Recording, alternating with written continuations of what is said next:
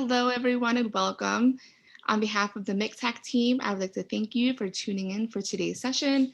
Today, we'll be going over Module 9 of our Data Beyond the Tip of the Iceberg series, and we'll be hearing from Astor Services for Children and Families. Today's presenter is Dr. Daniel Korovikov.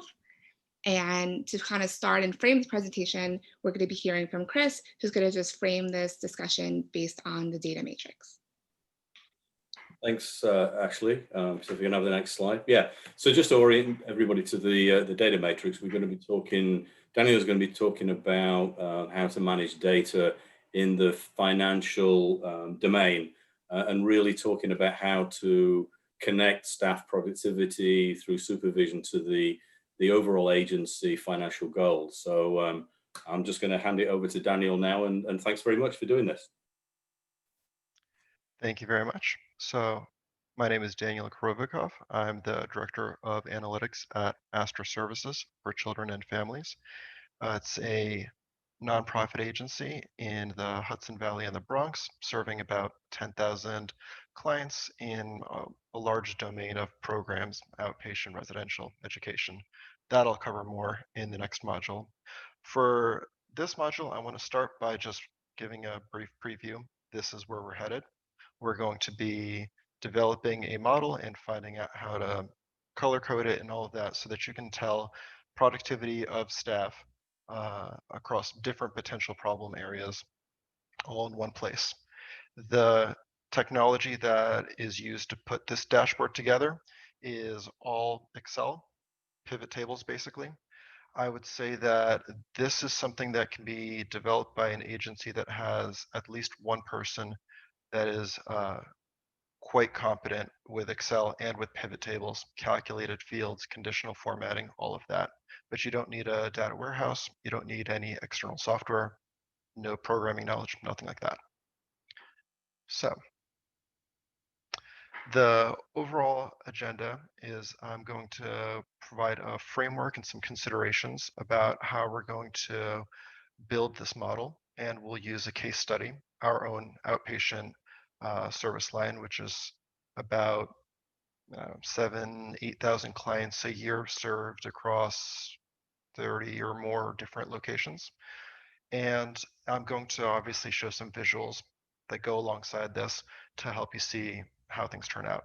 We'll mostly be focusing on the supervisor level of looking at productivity because they're the most responsible for really having hands-on knowledge and making those kind of decisions.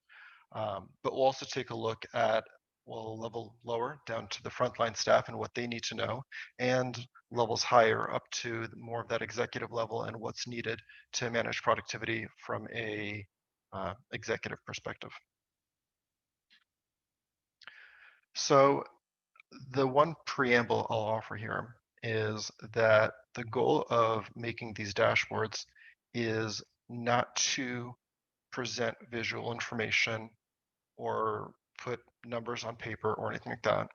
It's to help people make good decisions with their data. And I say that because it means that if you make a wonderful dashboard, but it's very complicated, and it leads to people walking away with the wrong information, that's a failed project. Even if the dashboard shows the right information at a great level of detail, if people walked away with the wrong information, or if they became overwhelmed and stopped using your dashboard, it's not a very good product. So I view analytics to be a social science. You have to know your audience to know exactly what you can offer them so that this is optimally useful. And so in that regard, the two ends of the spectrum that we're going to be looking at here is that on the one hand, we want the least information possible for all the reasons that I have just mentioned. Every time you add more information, you increase the chance that people are going to walk away with the wrong information or just walk away entirely. Simultaneously, though, we need to make sure that the data is accurate. They need to walk away with the correct facts after all. And I call this the 90-90 rule, but basically I'm talking about sensitivity and specificity. 90% of the time that the dashboard shows things are green across the board, things really better be working well. And inversely, 90% of the time that there's some red somewhere in the dashboard, there really needs to be a problem that requires addressing. It might not really be 90%, you don't want your airplanes crashing 10% of the time, and there's inverse examples also, but it's a rough starting place. The last consideration as we're building this is that we need, or at least it would be good to have, actionable endpoints. Given whatever target audience you have, you should try to help your dashboard lead them to the point that they can make decisions based on what you've offered them. If you just say productivity is low and it's a complicated metric and they don't know what to do with it, it's not that helpful.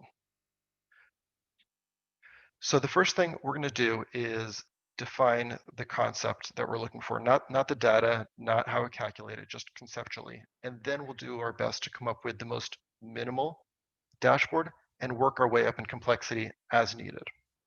So productivity at its core is just, are people doing the right stuff with their time?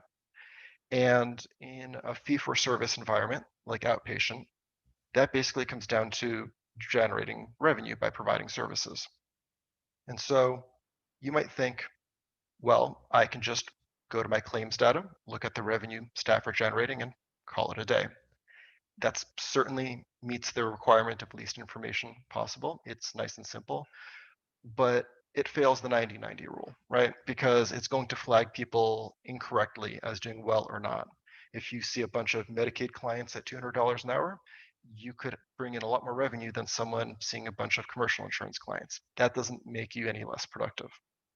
So we make the model one step more complicated. We say, well, all right, let's look at kept hours. That's what our system calls it. Basically, hours you're really seeing clients. And that gets better. It's more predictive, but it still runs into issues. Some people work more hours than other people. Some people take vacation. You don't want to make your model look like people are not productive just because they took vacation after all. So then we have to incorporate how many hours people are working. And I have here what I'm just saying as the percent of shift spent seeing clients. But really, we finally gotten to the concept, if not exactly how we're measuring it. See clients for as much of the time as you can. And this is good because it really passes the 90-90 rule.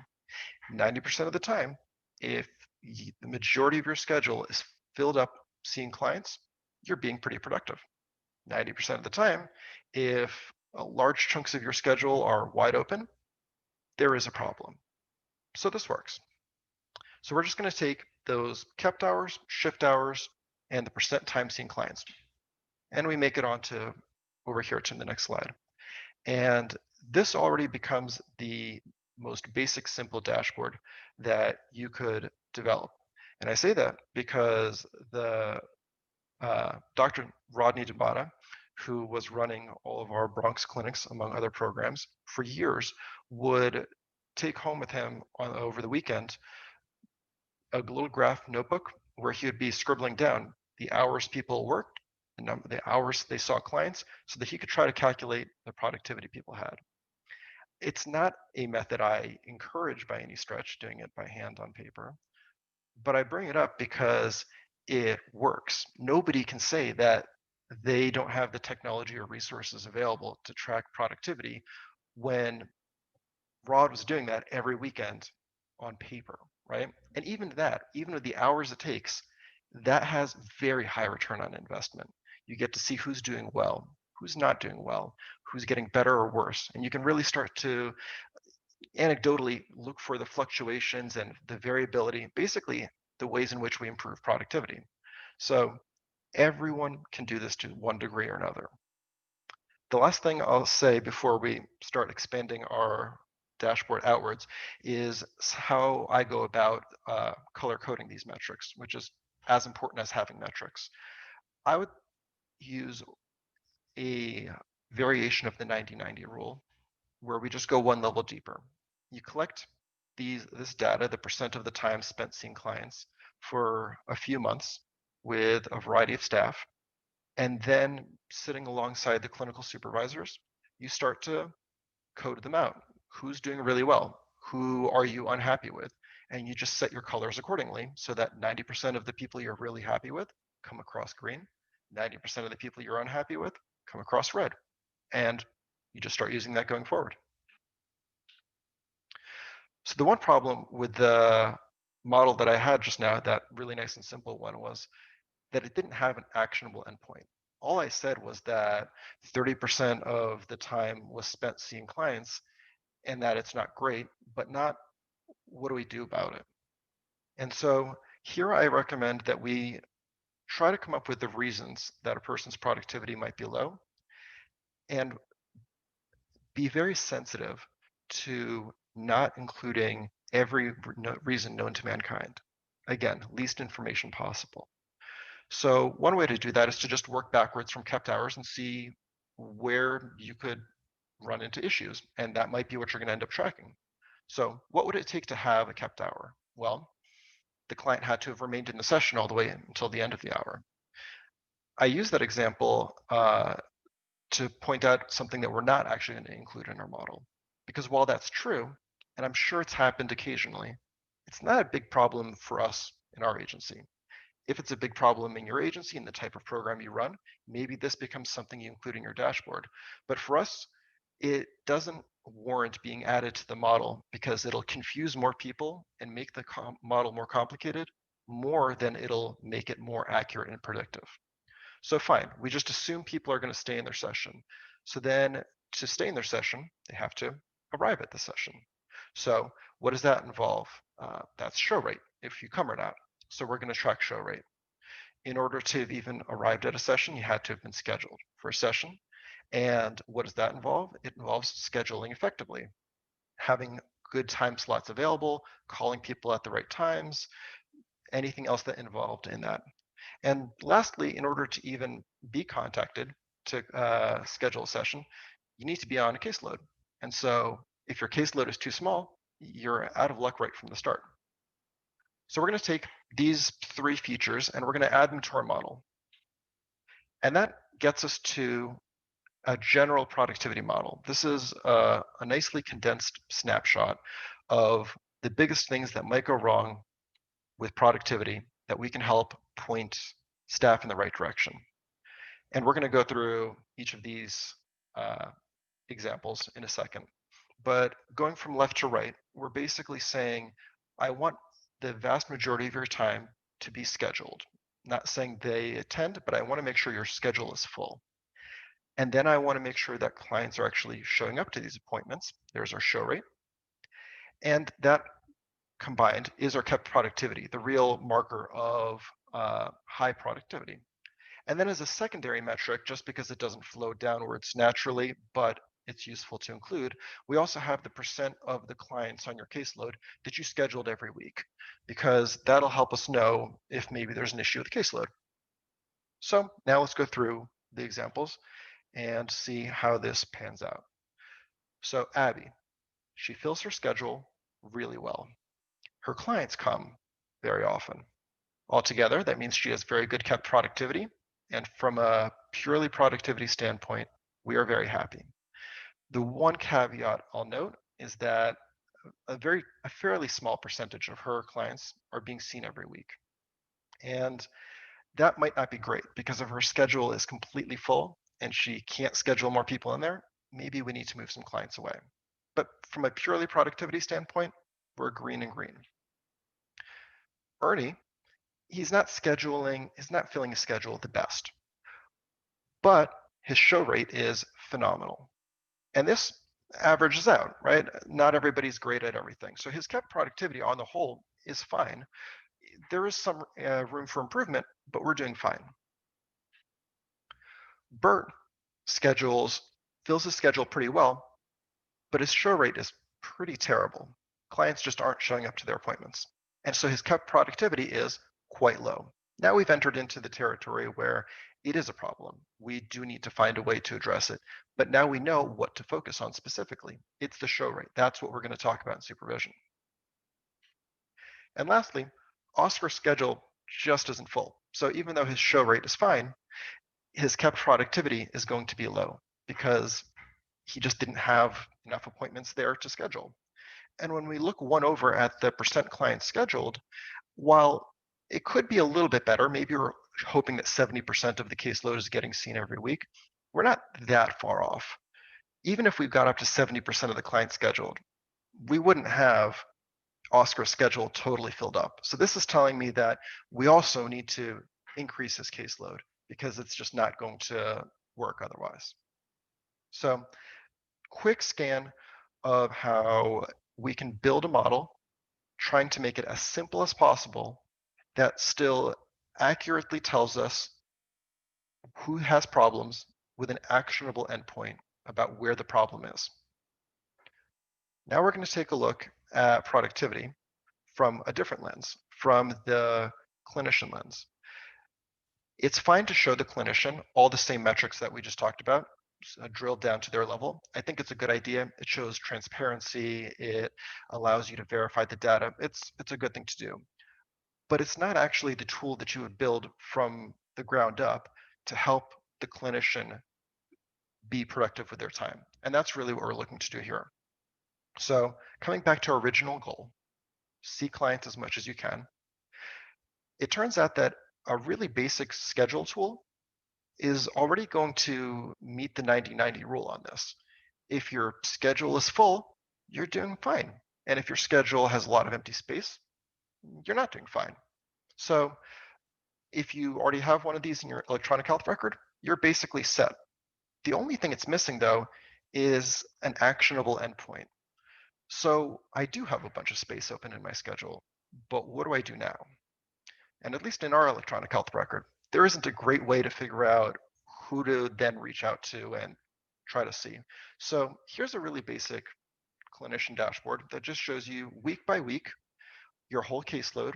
And did you see your clients? You didn't see your clients? You've got clients scheduled into the future. That's the blue. And this will really help you see who's worth contacting, who already has an appointment either this week or next week, maybe which clients we need some extra outreach or might need to get closed out because they're just missing session after session.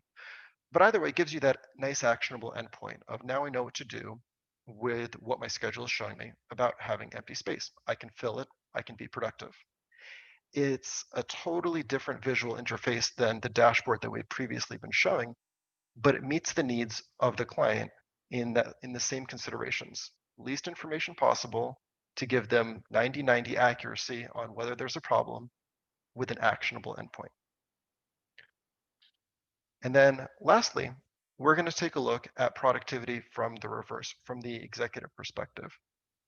Now at this level, we are, again, not just going to drill from the original dashboard up. We need to find something that really suits this group's needs. So for least information possible, we need to condense our productivity from those 3 or 4 combined metrics into just a single number. It loses some degree of predictiveness, but now it can work alongside the other considerations when we talk about financial health. From a 90-90 rule perspective, 90-90 rule basically means that some things are green and some things are red, and they're correctly green and red. But that means that we need to have things that are in green and red. And that means that we need to have things that are comparable. And that's tricky when we have different metrics of different styles here, because what do you say when you look at a, not this graph, but a normal graph chart, and it says, well, we have 3 more staff than we budgeted, but we are 5% under in productivity.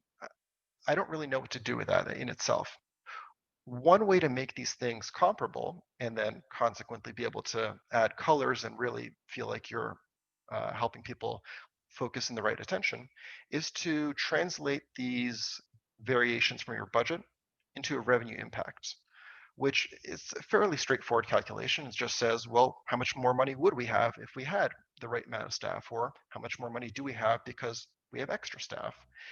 And typically the areas that have the biggest deficits demand the most attention. And so we're nicely meeting that 90-90 rule, helping people focus on the right things. And the last piece of this is the actionable endpoint. And for this, there's actually nothing needed to be added, because at the level of evaluation that we're looking at here, the goal is to find problems, not to necessarily find the solution or the individual staff member, but rather to know where do we need to focus our attention, and then talk to those people, offer them more resources if needed, whatever it might take. And so more metrics wouldn't be helpful. They would just make it more likely that people will be confused and walk away with the wrong information. So something nice and clean and simple like what we have below will really help you know that we need to help focus on productivity, and the other areas are doing well. We can even compare it across programs, which is great too.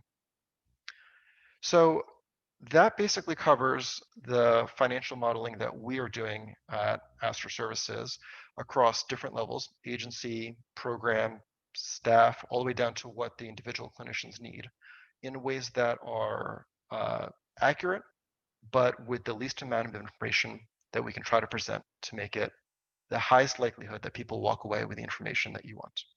And with that, I'll pass it back to Ashley.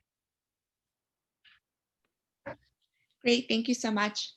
So just a quick preview for our next modules. So for module 10 and 11, we will be talking about outcomes. We will again be hearing from Astor as well as ICL. So please tune in to those next modules. And as always, if you have any questions, you can please email the address listed on the screen, which is mictech.info@nyu.edu. If you have any specific questions about anything that Daniel said in today's presentation, you can also just reach out to us and we will pass along that info to him. So thank you again for joining, and we will talk to you next time. Bye-bye.